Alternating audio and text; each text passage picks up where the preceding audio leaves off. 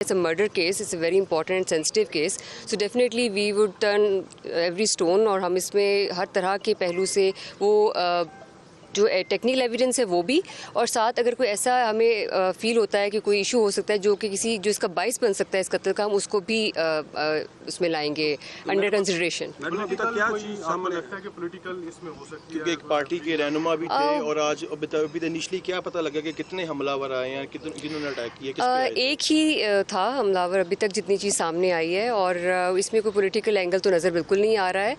सो फार उनकी कोई ऐसी कोई एक्टिविटी भी नहीं थी जो कि अगर हम देखें वो सिंपल एक डॉक्टर की लाइफ गुजार रहे थे, तो ऐसी कोई मुझे चीज़ इसमें फ़िलहाल हमें नज़र नहीं आ रही है। जो बेसिक हमारा एम है वो ये है कि हमें किलर को पकड़ना है, जो मर्डरर है we have to arrest him. उसके बाद जो है ये सारी बातों के हम आंसर बेहतर तरीके से कर सकेंगे। जी वही उन्हीं एस्पेक्ट्स में बात कर रहे हैं। देर ऑल्सो इन शॉक। सो अभी 1 से 1.5 घंटा 2 घंटे गुजरे हैं, तो अभी इस पर मजीद कॉमेंट करना आई थिंक वो कबल अज वक्त हो जाएगा।